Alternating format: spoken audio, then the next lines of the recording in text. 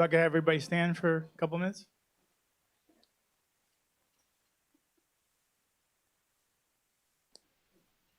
Well, good afternoon. Welcome to the Rotary Club of Madison. I'm George Hidalgo, Club President, and thank you for joining us today.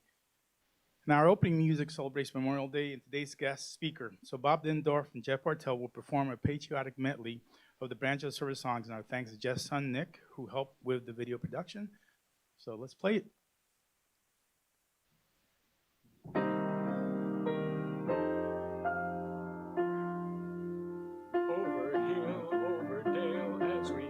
Dusty trail and those caissons go rolling along. In and out, hear them shout, counter march and right about, and those caissons go rolling along. Then it's high, high, he in the field artillery. Shout out your numbers loud and strong, for where'er you go, you will always know that those caissons go rolling along.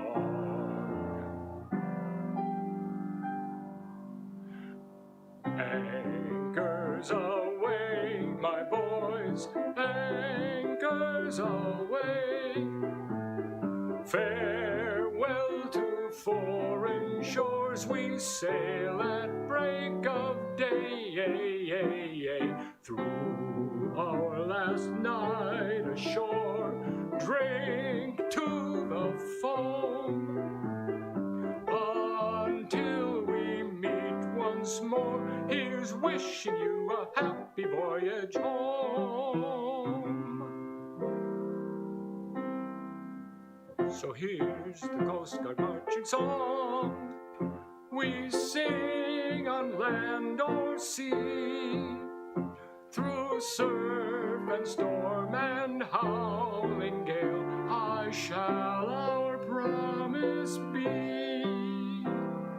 Semper Paratus is our guide, our fame and glory too, to fight, to save or fight and die. Aye, Coast Guard, we are for you. Off we go into the wild blue yonder, climbing high into the sun. Here they come, zooming to meet our thunder. At 'em now, give 'em the gun. Down we dive, spouting our flame from under. Off with one hell of a roar. We will live in fame or go down in flame. Hey, nothing will stop the U.S. Air Force.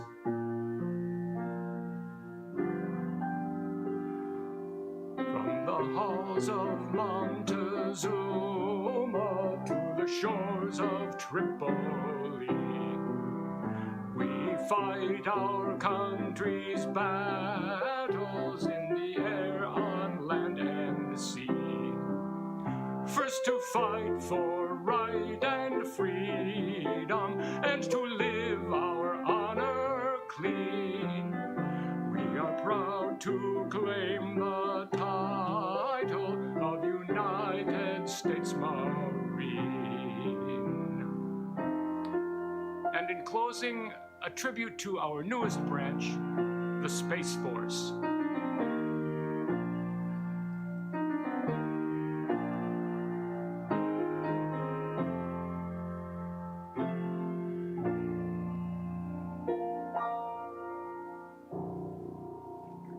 Thank you all for your service.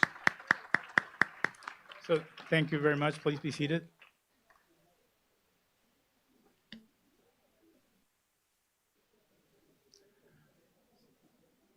It's a great attendance today, so this is fantastic seeing so many of my fellow veterans here today.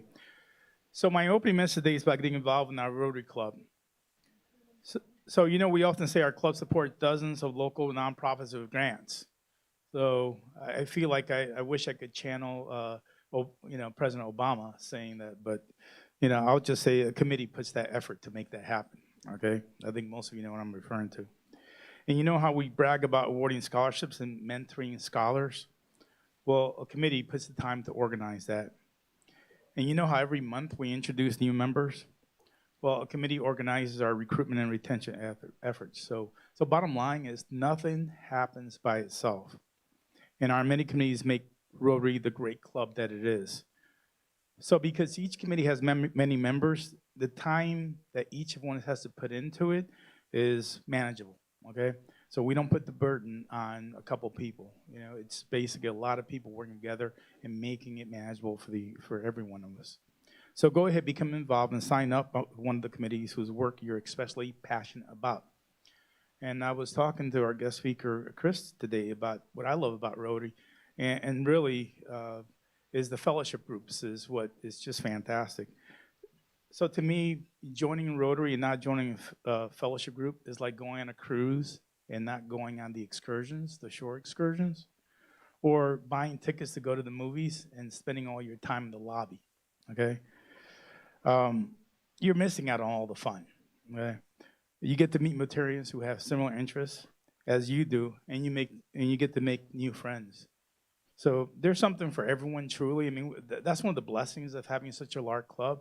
Whatever you want, you can find it. So from motorcycle to scotch, and I encourage you not to go to those meetings on the same day, to sailing, wine, investments, books, baseball, and so many more. I was telling Chris that I had never done shooting. You know, my military experience, I've shot lots of things, lots of targets, but never done shooting clays. So I joined the clay shooting club, and we go to Wanakee Gun Club and do shooting on Wednesdays. And never did bird hunting. For those people that have been bird hunting with me, I'm a pretty good shot, but actually the first time I ever did it was with my fellow Rotarians. Or I never realized that the Arboretum has a great hiking trails, and I learned that on a hike. Or for some of those that went on I'm from New York City. I didn't have an ice walk on a lake, okay? There's no such thing, you know? So I've been to Rockefeller Center, done that skating rink, but actually walk on the lake, and we were able to walk on the lake and have crampons and everything else. So if I look at all the things I've done in Rotary, the fellowship group and the life experience is really phenomenal, and that's one of the strengths of our club. So, fellowship groups don't have an attendance requirement. So when I got my application last Thursday, I said, okay, I like baseball, so if they're going out to Chicago as a group, maybe I'll sign up for that. So I looked at the things that my wife and I enjoy and signed up for this. So I'm on like 6 or 7 fellowship groups, but it's people that care about the community like I do, that we have a lot in common and we have similar interests. So hey, it's right off the bat, it's a great group to spend time with. So remember that you're not automatically signed up for the committees and fellow groups you belonged to last year. I know my first couple of years, I was like, I filled this out last year. Why am I filling this again? Did they lose my form or something like that, right? Bottom line is people interests change and they may want to drop some clubs. So we're required to send out the forms every year. So please sign up for the committee groups that you feel passionate about, or the fellowship groups that you like to be engaged in and really spend time fellow Rotarians doing, enjoying the fellowship in particular areas of interest. So don't miss out on the fun of fellowship groups. They are fantastic. So with that, that was a personal message about the committees and fellowship groups. And then let's go on to recite the 4-way plus test today of the things we say or do. So first, is it the truth? Is it fair to all concerned? Will it build goodwill and better friendships? Will it be beneficial to all concerned? And will it be fun for all concerned? So it's 4-way plus. That's what we added this year.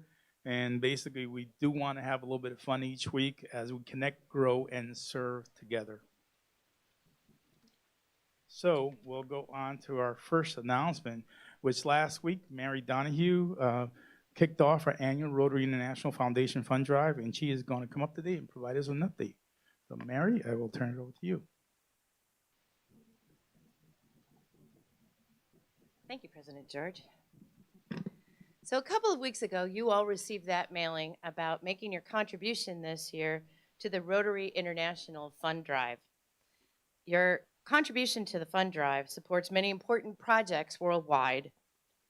Last week, I was able to give you a brief overview of the project that we're engaging in Chile, and this week I'm going to highlight a new project that our club is funding. I'm going to go really old school, no slides. no maps, no nothing. It's one of the COVID things, we haven't had a lot of communication yet. But this is a really exciting project. It's actually part of a partnership that Rotary has with USAID. And if you haven't read anything about this, there's a lot of information on the Rotary International website to take a look at. It's a 3-year-long program. It aims to foster collaboration and networking, friendship among the Rotary clubs in select Eastern European countries in the United States. USAID and Rotary International jointly funds these projects. The project we're engaging in is in Kyiv, Ukraine. We used to call it Kiev, but that's the Russian way to say it. This is the Ukraine way to say it. Yes, I learned that on YouTube this morning. This project is being called by the local club the Shop of Good. It's designed to help with socialization, adaptation, and career guidance for children with disabilities. The project provides for training of parents and social workers to become tutors for young people with special needs to help them develop job skills. We're coming in with a $5,000 contribution, and in collaboration with Madison After Hours Rotary Club, other Madison Rotary Clubs, and District 6250. Here's where all this really cool matching stuff gets really fancy. So our $5,000 will be matched by the district, which will be matched by Rotary International Foundation, which will be matched by USAID. That's really a pretty amazing thing. And we're able to take advantage of it because last year we made that goal. And this year we're really hoping to make it too. In order for our club to be eligible for those district and international matching dollars, our members must contribute a total of $45,000 by June 30th. That comes out to about an average of $100 per member, and we're really hoping that you'll find a way to dig down deep and do this. We're all aware of how much COVID has impacted our local community, how much all of us have been called upon to contribute our philanthropic dollars around our own area and in our own city. But this club has had a very long, very rich tradition of funding international projects.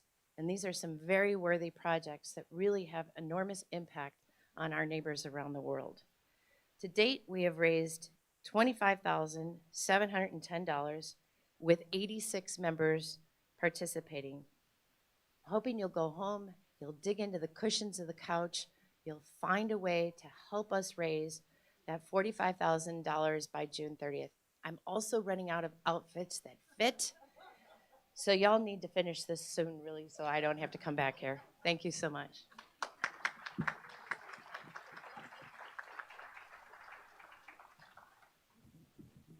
Thank you, Mary. So our club has a Rotary Information Committee that provides occasional historical reports about Rotary topics. Today, incoming President Teresa Holmes is going to share some information about committees. Teresa?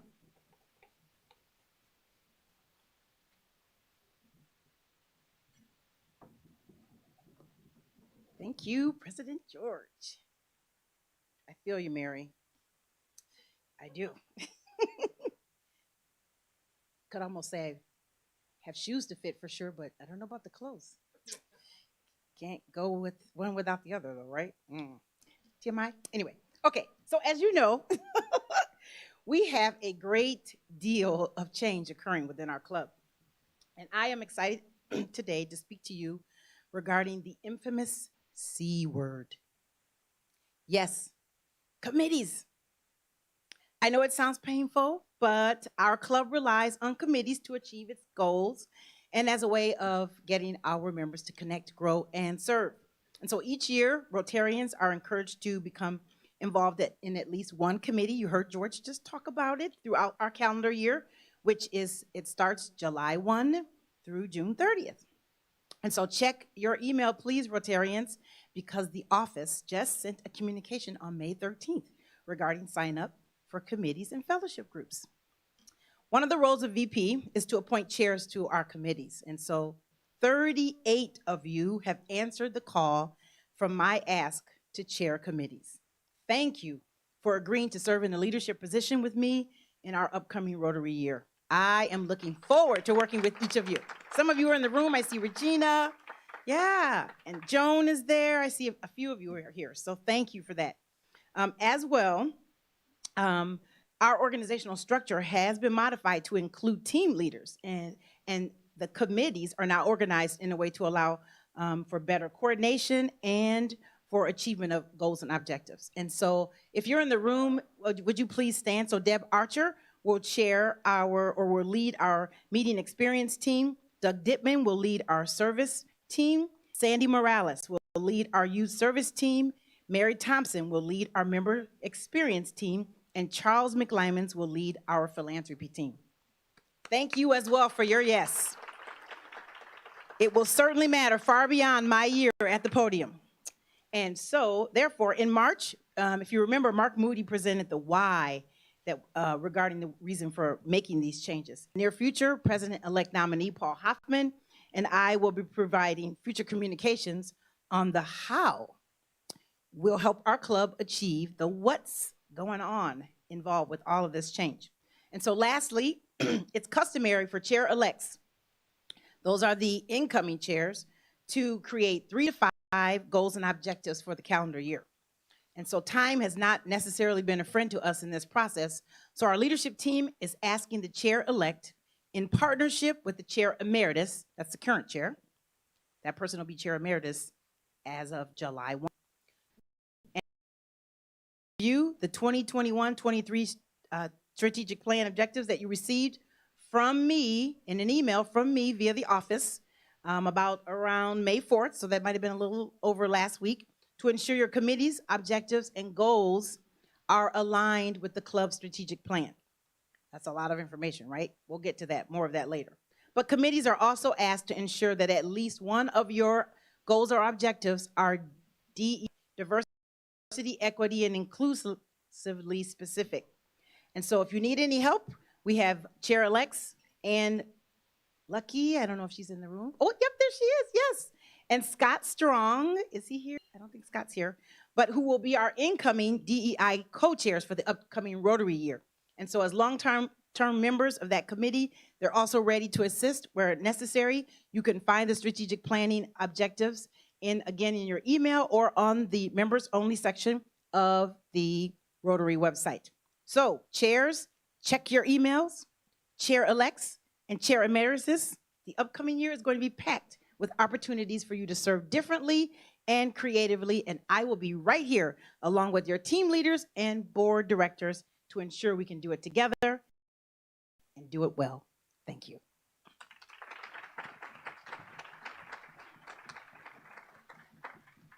Thank you, Teresa. So on to a little bit of official business, and it's talking about a membership vote.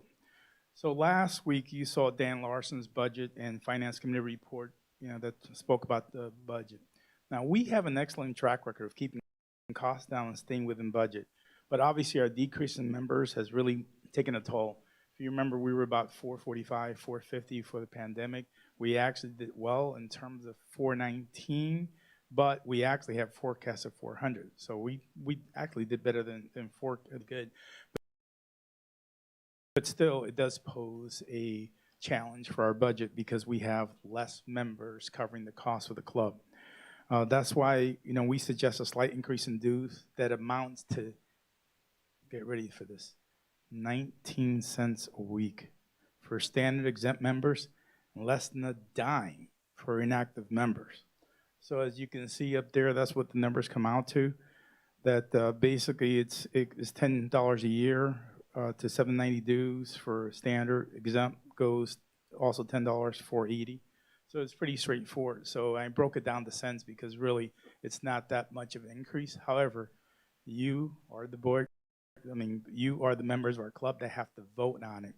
So that tiny increase you're looking at is not that much of an increase. So we're still going to operate at a $6,300 loss projected right now. And but however, that will be compensated by reserve funds. So the board made the decision to go ahead and rather than do a $20 increase or a $25 increase, say we'll keep it at 10. We don't like to increase the dues to our members, and we'll go ahead and use the reserve fund, and hopefully we can go back to getting 460 members or more, which is what we have historically been at. Now, if we remain at 400, then for January, February, then we may have to look at how do we reduce the organizational costs, which could be headcount, maybe instead of having an office space, maybe we get rid of the office space. So there's lots of different things that we can look at, but we hope not to do that because we're such a large club that we need the full-time staff and we need the facilities to actually provide the care that we need to deliver the great things we do for our community. So reminder about meals. Starting July 1st, standard members will be required to buy at least 12 meals every 6 months. That's equivalent to 50% attendance. So again, in the past, the meals subsidized club costs. Last year, we changed it so that the dues cover the operational costs for the club. So the meal costs $18. So when you get your new billing statement, it'll be $216 for 12 meals, okay? Now you're saying, well, I don't attend that many. Okay, you can give them to someone else, or you can attend a little bit more, or you can say, well, I attend a lot more meals. So you can feel free to buy, you pay that $18. But right now what we're doing is 12 meals is what's being planned for. So now you're probably saying, well, what happened before? Where were we at before all this, right? So before the pandemic, dues plus meals added up to $617. And after the proposed dues increase, it'll be $611. So even though we're saying that the prices increase, overall dues when you include the meals is actually less. So the board has reviewed the budget with the increase, recommends approval, and it requires a membership vote. Now obviously, if we're 419, we probably have about 65 or 70 members here, so getting a quorum will be a little bit of an issue. So what we're doing is there'll be an email that comes out from the Rotary office right after this, and you'll be able, it has a link to the budget, a link to the ballot, and go ahead and vote. So we'll be voting electronically. And then since the bylaws require an in-person vote, we'll have to ratify that later. But it's one of the ways we operate, being brought about by the pandemic. So again, you'll be voting for the dues increase after this meeting. With that, that covers that required portion of our meeting, and let me go on to birthdays. So we have birthday celebrate, a little bit of humor, wisdom that complements Rotary's mission. We also encourage members to make age-appropriate gift to the Madison Rotary Foundation, rounded up to $100 for our Club Synergy Scholarship Fund. So May 18th, Frank Weinhold. May 19th, Ted Ballwig. Also May 19th, past President Donna Moreland. May 20th, Ross Levine. Now he's a neurologist and he shares this comment. Everyone please stay safe and healthy. We are way, way too busy at every hospital already. May 20th, past President Steve Mistaki. May 21st, Bob Calder, who says, Calvin Coolidge reminded us that we are honored for what we give, not what we reserve. That's a great one that fits in with service above self. May 22nd, Rob Rokeet.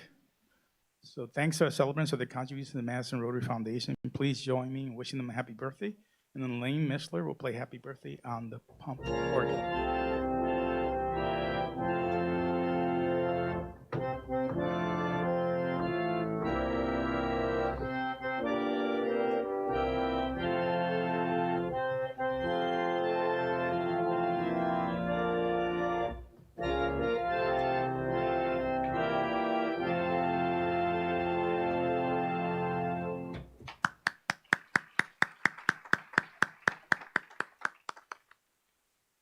So normally I would go to members in the youth, so I'll, in the interest of time, I think last week we showed all the slides that we had, so we can do that fairly fast.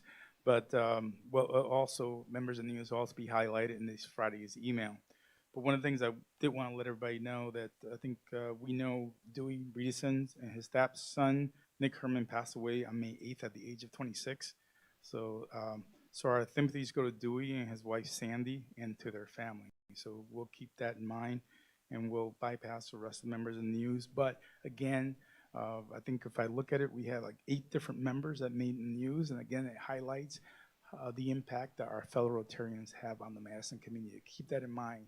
We do make a difference in the community. Sometimes we forget, but we do make a significant difference in our community. So thank you. So on to our program. So we held our monthly board meeting on May 3rd, and I encourage members to review our board minutes, and we post on the member login tab of our club's website. So normally we ask one board member to introduce a speaker each month. So this month, Cheryl Wicke will make the introduction. Cheryl will join our club, Rotary Club in 2013, and is in her first of a 2-year term on our club board. Now, she's executive director for Safe Communities, and Cheryl also co-chairs our Rotary Scholar Mentor Committee. So Cheryl, if you can come to the podium and introduce today's speaker. Appreciate it.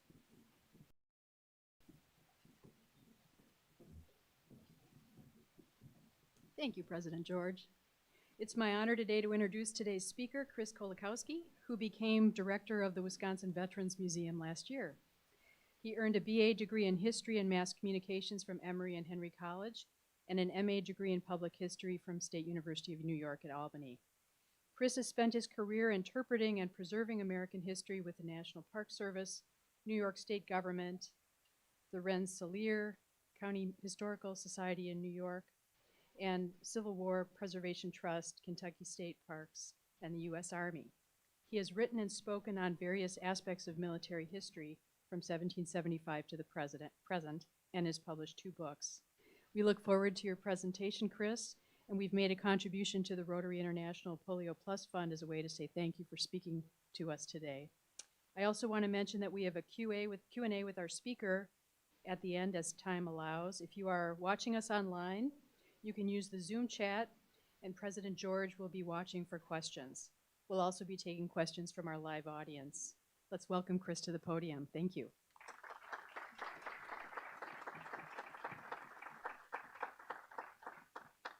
Thank you very much. It's great to be here. I'm going to stick the water there so it's sort of out of the way. It's great to be here. I've seen some familiar faces already, and that's great. One thing that may not be completely apparent from my biography is I have extremely deep roots here in the state of Wisconsin. In fact, my grandfather, some of you may remember, John Steffen, was a member of this body for a lot of years. And I see a couple of heads nodding. I have family all over the west side of Madison. My mother's family's all from here. We actually settled New Glarus way back in 1845. So, no, that doesn't mean I own stock in the brewery, unfortunately, but it is what it is. I'm also a proud descendant of Wisconsin veterans from the Civil War to the present. So even though I've lived a lot of other places, coming here back in January of 2020 was not the first time I'd been in Wisconsin. I've been coming to Madison annually ever since I was born, at least annually. So it's been great to be here, and it's sort of like coming home in some ways to be here. But what I want to do today in the time that we have, and I'm going to open it up for, I'm going to leave some time for questions afterwards, is I want to give you an overview of the Veterans Museum, both what we are, kind of a refresher hopefully in this audience. I know many of you are probably familiar with the Veterans Museum, but also a little bit about what we've been doing while we've been closed since March 15th of 2020. And then obviously if there are any questions afterwards, I'll be happy to answer them. How many of you, by show of hands, when we were open, have been to the Wisconsin Veterans Museum before? That's fantastic. I was hoping I'd see that many hands. For the rest of you, I hope you'll fix that once we reopen. While we've been closed, how many of you have been participating in any of our online programs, either by Zoom or some of the other things? Judging by the quizzical looks I'm getting, well, we'll have to do better in the PR department, I think. But anyway, what I want to do, as I mentioned, is give you an overview of who we are and what we do. I have it. There we go. I have a complicated relationship with PowerPoint, so I want to make sure it actually works. I'm going to go through a couple of slides here just to remind you all who we are and what a true national treasure sits, if I've got my orientation right, that way on the Capitol Square at the top of State Street. The Wisconsin Veterans Museum has a long tradition. As a matter of fact, we were founded by veterans in 1901 as the GAR Memorial Hall in the Capitol for the people of the state of Wisconsin and the United States. And that's a mission and a charge we take very seriously. We are the premier military museum here in the great state of Wisconsin, and we're a part of the Wisconsin Department of Veterans Affairs. We're their key educational component, if you will. And we're supported by the nonprofit Wisconsin Veterans Museum Foundation. We seize opportunities, and our mission is to showcase the story of Wisconsin veterans of all services from the Civil War to the present. We demonstrate these stories' continuing relevance. We reinforce Wisconsin as a community asset to Madison, not just downtown, but the entire city, the entire county, of course, the entire state, and the nation. We look to draw the most diverse possible audiences and tell the most diverse stories and capture the diverse stories of Wisconsin veterans from the Civil War to the present, some of which I'll share with you today. And of course, promote Wisconsin, promote the Veterans Museum to the region, the state, and beyond. So that's the boilerplate. Let me drill a little bit further down into some of who we are and what we do. This is our formal mission statement here. Acknowledge, commemorate, and affirm the role of Wisconsin veterans in the United States of America's military, past and present. As a matter of fact, that opening, where you heard all the service songs plus the tribute to Space Force, is actually the perfect setup for describing the scope of what we do. Every branch, and yes, we have been in touch with the first Wisconsinite that has enlisted or transferred over from the Air Force to the Space Force, and eventually we're hoping to get his collection. They opened the transfer window at 9 a.m. on September 1st of last year. At 9:30, he submitted his paperwork, and he was darn proud of it. So, but that gives you an idea of the breadth of our mission at Wisconsin Veterans. And our ethos there, every veteran is a story. No matter what your service is, wartime, peacetime, no matter the era, every veteran has a unique story. And that is part of our mission, is preserving that story, sharing it with the people, our visitors, and keeping it for posterity, keeping it for future generations to be inspired by and study. You can see another part of our ethos there is Wisconsin was there. We're going to talk a little bit about that as we go. There's a lot, if you think about the history of the world in the last certainly 160 years, there's a lot of events that people may or may not be completely aware have a Wisconsin connection. And so one of the things we're trying to do is highlight that for people as we go forward. And then the last one down there, it still matters. This is the so what. Why should you spend time in this museum? Why does this story matter? Why, to a child who was born in the 21st century after 9/11, should the Civil War or World War II matter to them, or Vietnam, or Korea, or anything like that? It does, and we explore that by saying, it still matters, and asserting that in our programs. Let's see if the slides work. There we go. I have to point it in a certain way, I think. Oh, point it toward you? Okay, thank you, Jane. See, I told you I had a problem. I had a complicated relationship with PowerPoint. Here's the basics for us. As you all know, we're right on the Capitol Square, right at the top of State Street. We're free. We've always been. We always will be. We're free and open to the public. We are going to be announcing in the next couple of weeks our formal reopening date. I can tell you it's going to be this summer, but that's about as far as I can tell you at this point. We're going to resume our regular operating hours Tuesday through Saturday with some Sunday hours, particularly in the summers, and we're going to remain closed, obviously, on Mondays like we have before. So we're going to turn the key, restart the engine, and start moving again, excuse me, on visitor services. We actually have 3 buildings. Most people may or may not be aware of that. We have the main museum, which is right here on Capitol Square. A couple of years ago, we opened, in conjunction with the Wisconsin Historical Society, the State Archives Preservation Facility, or SAFE, as it's known, just off of East Wash. See, I'm already going native, referring to it as East Wash, by the way.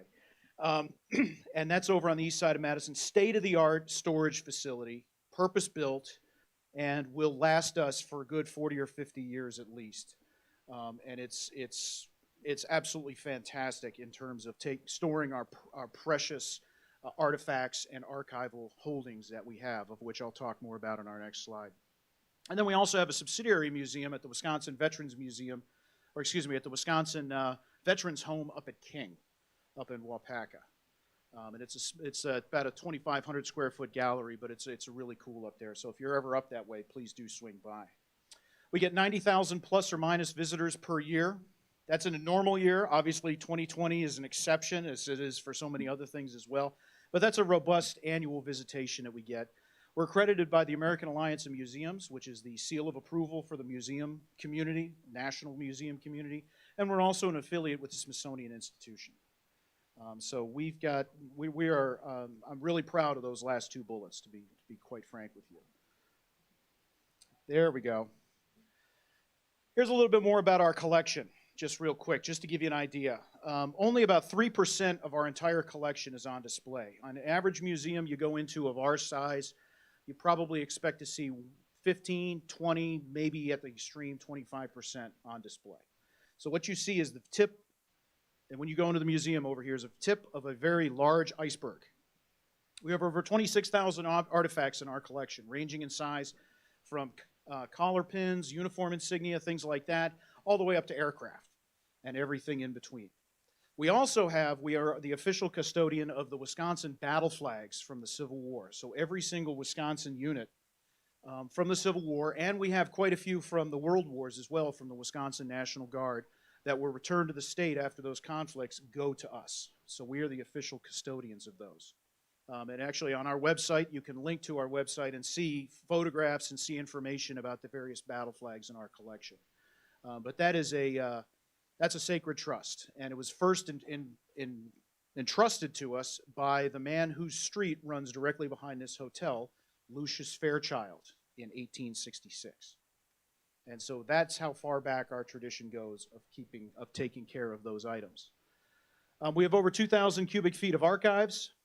We have over 2,600 interviews from our oral history collection from the two veterans from the Spanish-American War who in the 70s talked to us, in their 70s, I should say, all the way up to the present day. And that 2,600 may not look like a tremendous amount, but it ranks us in the top 10 nationally for oral history collections. And we are growing every day. It's actually, I'm quite impressed with what our oral historian and his team is doing on that front. We have over 150,000 photographs, everything from the official Signal Corps, U.S. Army, U.S. Navy, U.S. Air Force photographs, all the way to photo albums. I took a camera with me when I served in Vietnam. Here's all my pictures. It's some really amazing stuff that tells you the official line, but also it tells you some very intimate details of how these veterans lived and served wherever they ended up being deployed, either in the United States or elsewhere.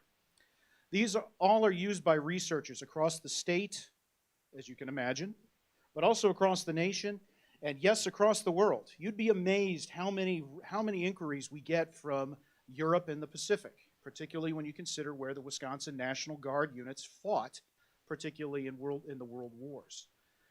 It's actually quite interesting, the global reach that we are developing. Of course, the internet has been helping with that as we go forward.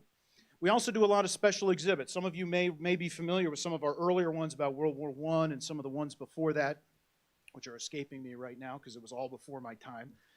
Our next special exhibit is opening in November of 2021. And one of the reasons that we do these special exhibits is to take a part of our story or to take a part of the veterans' stories that we want to drill down on or we want to spotlight more, or a part of our collection that we want to spotlight more. And one of the things we're doing this time, it's going to be opening November 2021 for about 18 months, is Souvenirs of Service, the things they kept. We all know what a souvenir is. I know every single one of us have souvenirs from various parts of our lives at home. Well, this will explore what the veterans brought back from all of the conflicts, from the Civil War all the way up to the present. Both the common things that everybody brought back. It seems like everybody brought back a Zippo lighter from World War II or Vietnam. And also the uncommon things that people brought back as well. And so I'm not going to give too much of the plot away, but please do come and see us. It's scheduled to open November 4th. I'm really excited about this one. I think it's going to be really cool. And one of the other things we're doing about this too is we're starting with a universal concept, souvenirs. Everybody understands what souvenirs are. Most Americans, only, 1% serve today? The veterans population is declining as the draftee army, quite frankly, ages, and that population changes. So the connection between the American people and the military is widening. By doing exhibits under these concepts, we demystify the military for the average citizen. And we also connect veterans with the average person. So you could bring granddad or grandma who served and maybe trigger a conversation and maybe be able to help you who never served understand what their service may have been.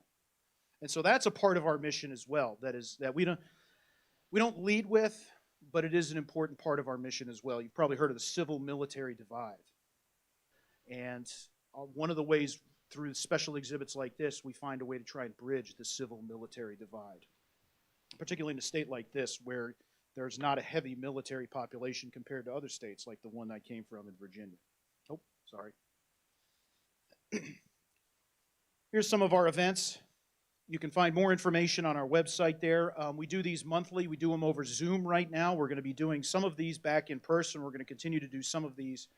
We're going to continue to do some of these virtually as well. Every other week we do Curator Conversations where usually myself, but also some of our curator staff get together and we talk about different things. We did one on Vietnam and looked at the global perspective of Vietnam. Last year was the 75th anniversary of the end of World War II. We looked at those events. We looked at why those matter. We looked at the Wisconsin connections to the dropping of the atomic bomb. We also have done women's veteran stories for Women's History Month. We drilled into our collection and brought out some of those stories that hadn't seen the light of day in a while. We've also done how-to. If you're a genealogist, how do you take care of your family papers so that they don't deteriorate or mold or anything like that? So there's a lot of different topics we cover in the Curator Conversations. Drink and Draw we do the second Friday of every month with our Curator of Veteran Art, who is absolutely outstanding, and those are always a lot of fun. We do trivia, military trivia every month. In fact, our May event was last night. We do movie nights the fourth Friday of every month. Sometimes we'll do these in person. Everybody watches it and then has a discussion. Virtually, we've been doing it where people will pick a movie that's available on many platforms. People will stream it, and then we send questions, and there's a facilitated discussion. Last month was The Bridge on the River Kwai. This month is The Sand Pebbles, and we always do that at the end of each month. You can get more information about all of this, excuse me, on our website, which I'll provide you on the slide here at the very end. We also support the state's Memorial Day and Veterans Day, because we also focus not just on the veterans that came home, but also we have collections from veterans that did not come home, and some of whom are still over on the battlefields where they fell. And one of the things that we work on, in addition to supporting Memorial Day and Veterans Day, is we explain the difference between the two, why they both exist, and the difference. And we also work very closely with the UWMIA program, which I consider to be a sacred mission, to bring the unidentified, finally, the last step home.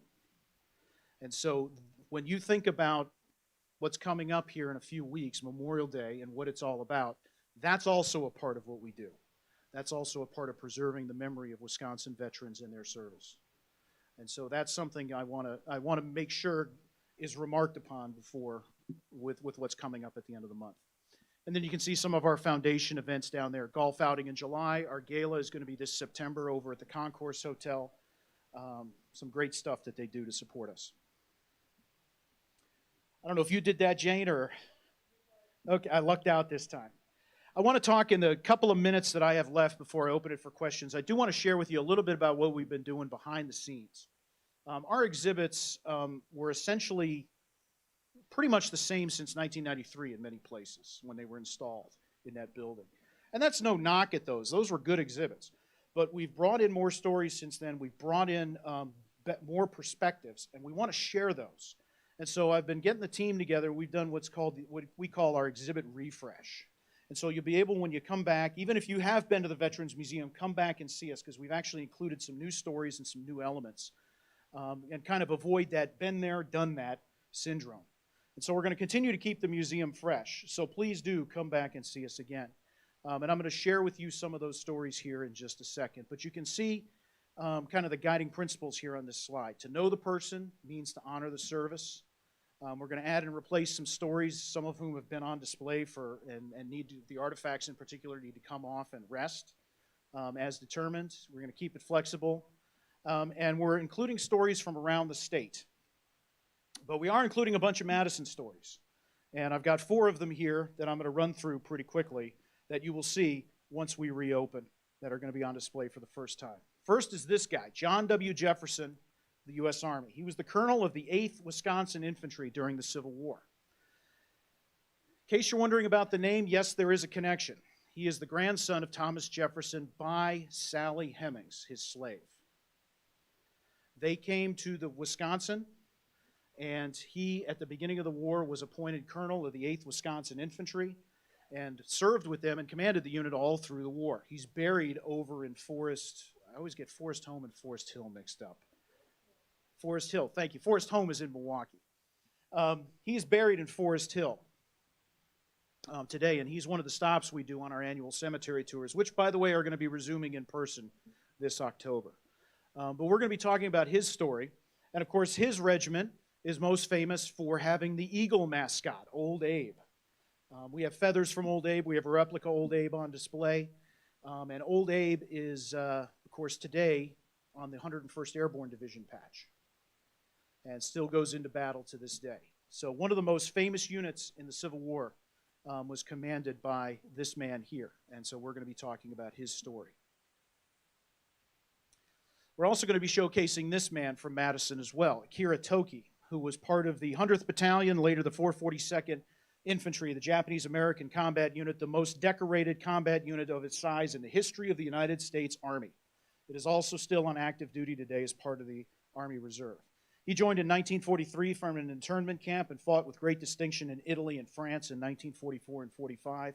We've got some of his uniform items we're going to put on display. One of our Curator Conversations, actually earlier this month, told his story and used some of his oral histories. And his granddaughter happened to attend and said, I hadn't heard his voice in years. So we're showcasing his story as well. Many of you have probably seen this picture. This is the flag raising on Iwo Jima, arguably the most famous photograph of World War II, perhaps of the 20th century or more. What you probably don't know is the Madison connection to this. Roberta Wells of the Marine Corps was one of the first women Marines to join in 1943. She was assigned to Marine Public Affairs at Pacific Fleet Headquarters in Honolulu. She's there in 1945 when a whole bunch of film comes in from the battlefront on Iwo Jima. She developed the photograph. She was the first person ever to see that photo. And she's from right here in Madison. We're going to put her uniform on display. And quite frankly, that's the reaction we're going for when we share these stories. Wisconsin was there. Everybody's seen this. Many people have seen this photograph. This is a famous photograph. Most people have no idea the Wisconsin connection. And here's another Wisconsin. Here's another Wisconsin was there. The Berlin airlift in 1948. 3 years before, American flyers had brought death from the skies over Germany. Now in 1948, to prevent the Russians from taking over West Berlin, American flyers bring food and coal to keep the city of Berlin going. It's a miracle that they did it over a year and a half.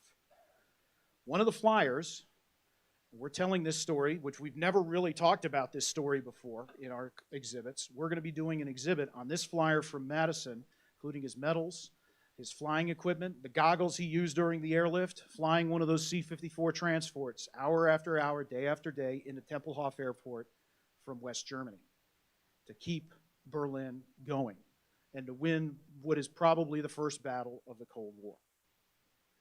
Wisconsin was there.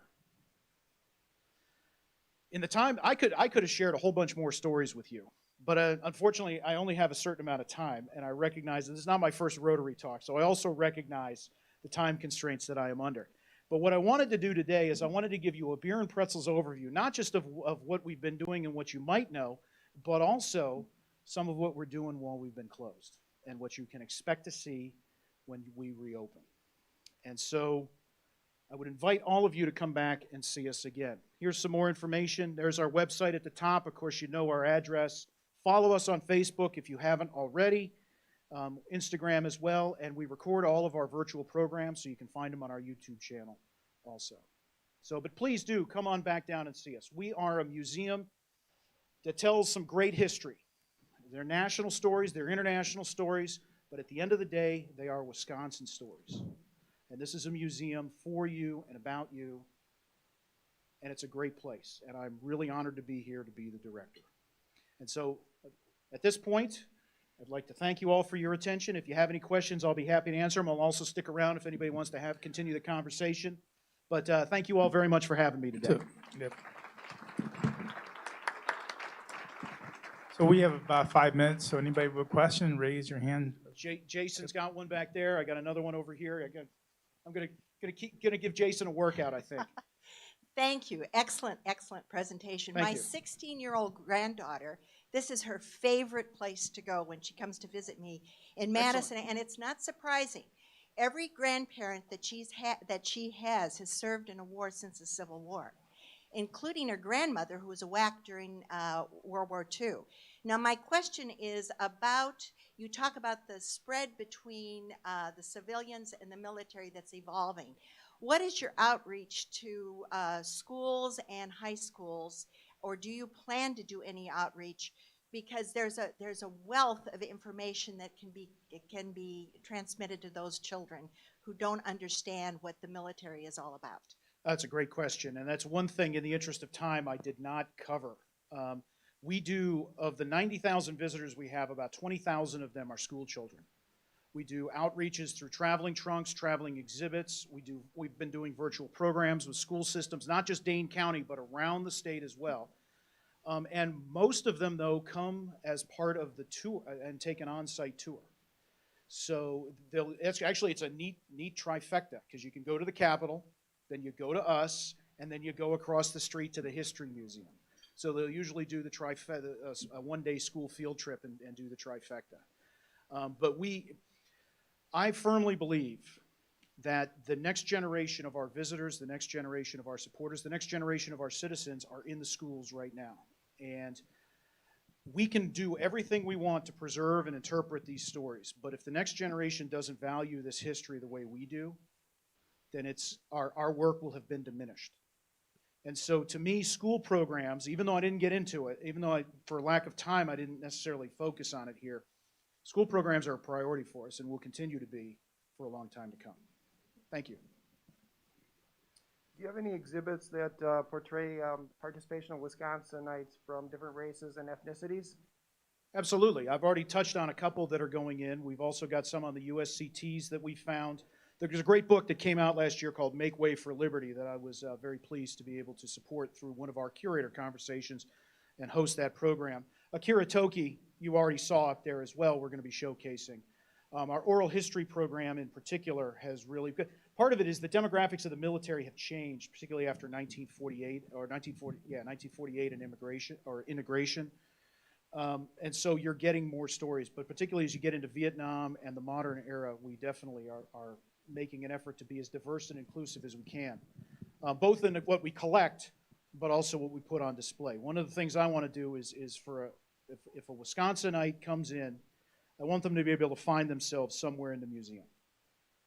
And that's something that we're continuing to work at. It's never done, but we're continuing to work at it. Chris, Jason, question here online says, do you have archival material or an exhibit or stories of soldiers who took on aliases to work in unfriendly, not hostile territory? I'm sure we do. I can't think of any off the top of my head, partly because I'm still learning the collection. I do know, for example, we do have some from people who flew in secret missions over Laos. We have an account from somebody that was on a spy flight that was shot down over the Soviet Union and died on a spy flight in the late 50s. So we have things like that. I'm sure we have something like specifically what the questioner is asking. Yeah. And then will you have time to answer questions once we stop? Yeah, I'll hang okay. around. Absolutely. So I know there was about 5 or 6 people that had their hands raised. So I will, in the interest of time, because of people have to go on, let's go ahead and give him a round of applause for a great presentation. Thanks, everybody.